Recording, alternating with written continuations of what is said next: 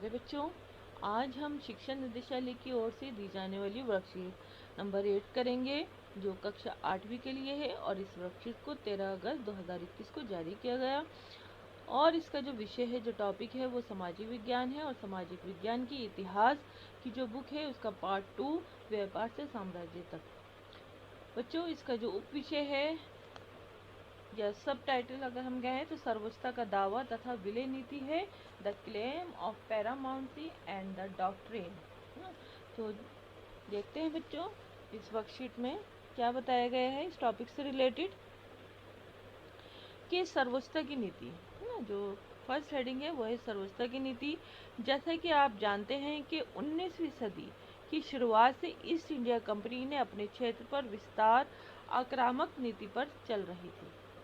इससे पहले भी हमने जो वर्कशीट की हैं उसके अंदर भी ये चीज़ बताया गया है ईस्ट इंडिया कंपनी के बारे में। गवर्नर जनरल लॉर्ड हेस्टिंग ने सर्वोच्चता की एक नई नीति शुरू की। इस नीति के अनुसार ईस्ट इंडिया कंपनी, अब हम ये देखेंगे कि इस नीति में क्या चीज़ थी। कि इस नीति के अनुसार ईस्ट इंडिया कंपनी का ये दावा था कि उसकी सत्ता सर्वोच्च है ना, और इसलिए वे भारतीय राज्यों से भी ऊपर है। क्या बताया कि ये जो है ईस्ट इंडिया कंपनी, वो भारतीय राज्य से भी ऊपर है। अपने हितों की रक्षा के लिए वे भारतीय रियासतों पर कब्जा करने या कब्जे की धमकी देने को अपना अधिकार मानती थी। ये सोच बाद में भी अंग्रेज़ों की नीति में दिखाई देती रही। इसके बाद भी जो हमने देखा कि अंग्रेज़ों की जो नीति थी उसमें भी ये सोच दिखाई दे रही थी। अंग्रेज़ों की इस नीति की पुरजोर विरोध किया गया ना, इस नीति का पुरजोर जो है मुखालफत की गई। उदाहरण के लिए, जब अंग्रेज़ों ने दक्षिण भारत में कित्तूर, जो अब कर्नाटक राज्य में है, जैसे छोटे से राज्य को अपने कब्जे में लेने का प्रयास किया, तो कित्तूर की रानी चेन्नम्मा ने अंग्रेज़ों के खिलाफ आंदोलन छेड़ दिया। जो उस टाइम में कित्तूर की रानी थी चेन्नम्मा, उन्होंने अंग्रेज़ों के खिलाफ आंदोलन छेड़ दिया। 1824 में उन्हें गिरफ्तार किया गया, रानी चेन्नम्मा को गिरफ्तार कर लिया गया। और 1829 में जेल में ही उनकी मृत्यु हो गई। उनको गिरफ्तार किया गया और जेल में बंद कर दिया गया, तो वहीं पर 1829 में उनकी मृत्यु हो गई। रानी चेन्नम्मा के बाद संगोली कित्तूर के एक गरीब चौकीदार रायन्ना ने ये प्रतिरोध जारी रखा।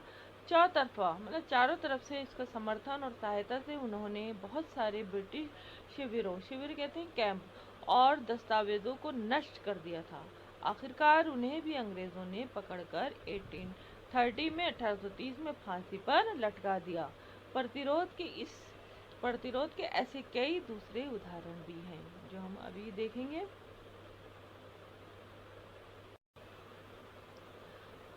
1830 के दशक के अंत में ईस्ट इंडिया कंपनी रूस के प्रभाव से बहुत डरी हुई थी। कंपनी को डर था कि कहीं रूस का प्रभाव पूरे एशिया में फैलकर पश्चिम से भारत को भी अपनी चपेट में ना ले ले। जो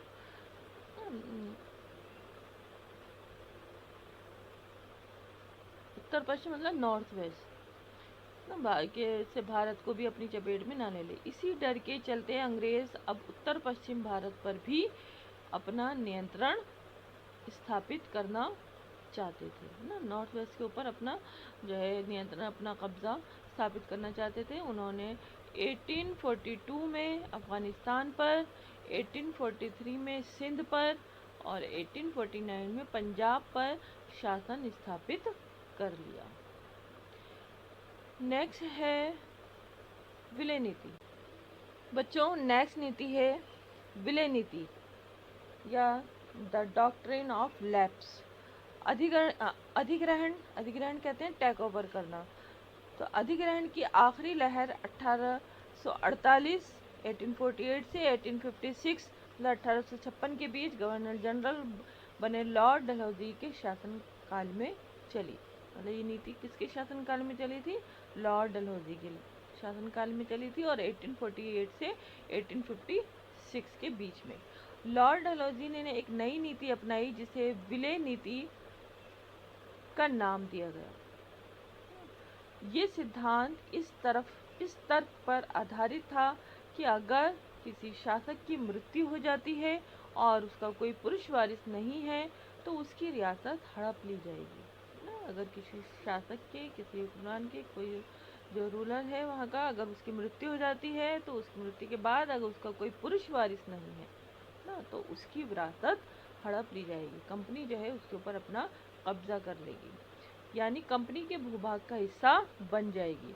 इस सिद्धांत के आधार पर एक के बाद एक कई रियासतें, मतलब जो सिद्धांत था, विले जो नीति थी, डॉक्ट्रिन ऑफ लैप्स जो था, उसके तहत कई रियासतें जो है वो कंपनी के हाथों में चली गई थी। उसमें से यहाँ बताया गया है कि सतारा 1848, संबलपुर 1850, उदयपुर 1852, नागपुर 1853 और झांसी 1854 अंग्रेज़ों के हाथ में चली गई थी। इसी पॉलिसी के तहत कि यहाँ की जो शासक थे उनकी मृत्यु के बाद वहाँ पे कोई पुरुष वारिस नहीं था और इन रियासतों के ऊपर कंपनी ने उनके जो भूभाग था उसके ऊपर अपना कब्जा कर लिया था।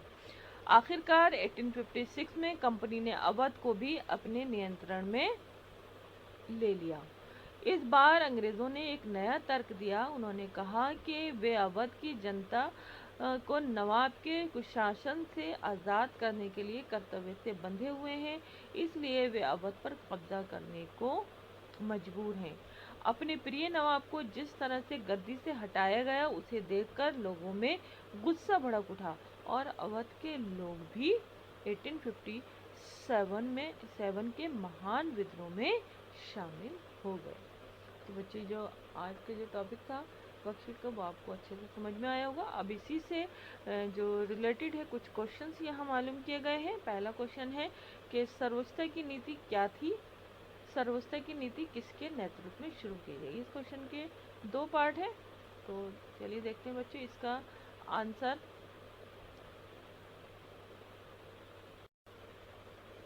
बच्चों यहाँ से क्वेश्चन नंबर 1 का आंसर लिखेंगे।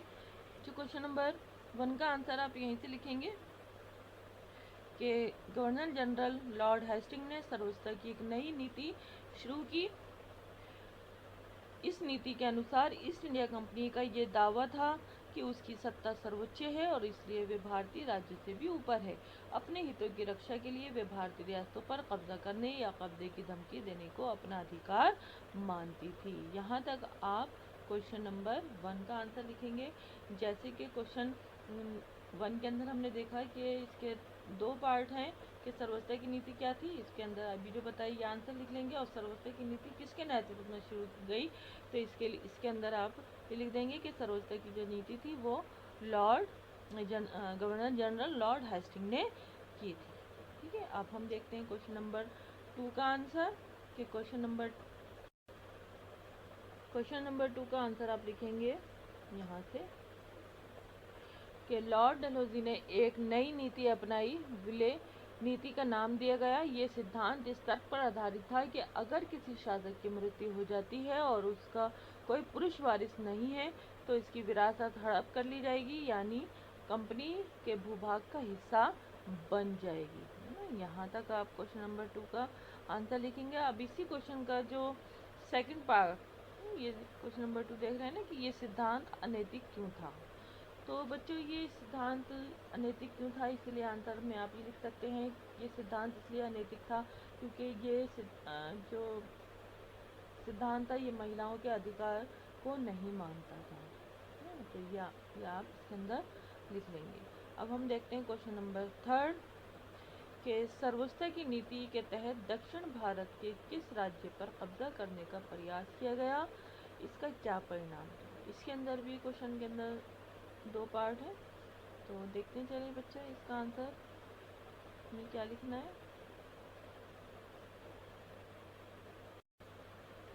तो बच्चों इसका आंसर यहाँ से लिखेंगे हम कि अंग्रेज़ों ने, क्वेश्चन नंबर 3 का आंसर है ये कि अंग्रेज़ों ने दक्षिण भारत में कित्तूर जो अब कर्नाटक राज्य में है जैसे छोटे से राज्य को अपने कब्जे में लेने का प्रयास किया। तो कित्तूर की रानी चेन्नम्मा ने अंग्रेज़ों के खिलाफ आंदोलन छेड़ दिया। 1824 में उन्हें गिरफ्तार किया गया और 1829 में जेल में ही उनकी मृत्यु हो गई। ना क्वेश्चन नंबर थर्ड का आंसर यहाँ से लिख लेंगे। बच्चों अब हम करेंगे क्वेश्चन नंबर 4 कि ईस्ट इंडिया कंपनी रूस के प्रभाव से क्यों डरी हुई थी। तो बच्चे इसका आंसर हम लिखेंगे यहाँ से क्वेश्चन नंबर 4 का आंसर कि ईस्ट इंडिया कंपनी रूस के प्रभाव से बहुत डरी हुई थी। कंपनी को डर था कि कहीं रूस के प्रभाव पूरे एशिया में फैलकर उत्तर पश्चिम से भारत को भी अपनी चपेट में ना ले ले। इसी डर के चलते अंग्रेज जब उत्तर पश्चिम भारत पर भी अपना नियंत्रण स्थापित करना चाहते थे तो उन्होंने 1842 में अफगानिस्तान पर, 1843 में सिंध पर और 1849 में पंजाब पर अपना शासन कर लिया। तो बच्चों ये है आपके क्वेश्चन नंबर 4 का आंसर। अब हम देखेंगे क्वेश्चन नंबर 5। क्वेश्चन नंबर 5 है कि यदि आप कित्तूर के एक नागरिक होते, या आपसे मालूम किया जा रहा है कि यदि आप कित्तूर के एक नागरिक होते तो ईस्ट इंडिया कंपनी के विरुद्ध आपकी क्या प्रतिक्रिया होती। तो इसका आंसर आप इस तरह से लिख सकते हैं जैसे कि भाई जैसा अभी हमने सर्वोच्च की जो नीति थी उसके बारे में पढ़ा, उसमें क्या कंपनी का क्या दावा था कि उसकी जो सत्ता है वो सर्वोच्च है, मतलब सबसे ऊपर है, और इसीलिए कि वो भारतीय राज्यों से भी ऊपर है। और इसी के तहत उसने कित्तौर के जो राज्य था, जो उसका जो भूभाग था, उसको अपने कब्जे में उसने ले लिया था। तो जिस तरह से वहाँ पे उसने अपनी सर्वोच्चता की नीति अपनाई, उसको देखते हुए अगर आप बताइए आप जिस क्षेत्र में आप रह रहे हैं, जिस जगह पर आप रह रहे हैं, क्या वहाँ पर किसी दूसरों का कब्जा हो सकता है। इन्होंने आपसे पूछा ना कि भाई यदि आप कित्तौर के एक नागरिक होते तो ईस्ट इंडिया कंपनी के विरुद्ध आपकी क्या प्रतिक्रिया होती। तो आप उस टाइम में क्या कित्तौर को जो है अंग्रेज़ों के हाथों में जाता हुआ देख सकते थे। हाँ, तो आप लिखेंगे कि मैं इस नीति का विरोध करता हूँ, है ना, और मैं इसका समर्थन नहीं करता, क्योंकि ये नीति जो है वो बिल्कुल अनैतिक थी और इस नीति के अनुसार कंपनी ने जो है कित्तौर के ऊपर कब्जा कर लिया। तो जो कंपनी है वो किसी भी रियासत को अपने भूभाग में शामिल कर सकती है इस नीति के तहत। तो यहाँ लिखेंगे कि मैं इस कंपनी का विरोध करता हूँ, कंपनी के इस नीति का विरोध करता हूँ। ठीक है।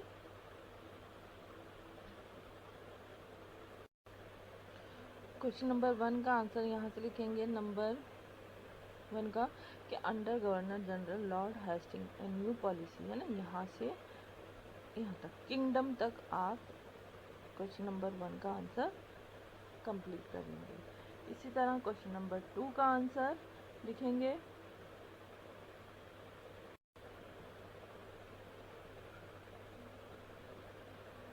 यहाँ से क्वेश्चन नंबर 2 का आंसर है कि ब्रिटिश ट्राइब से लेकर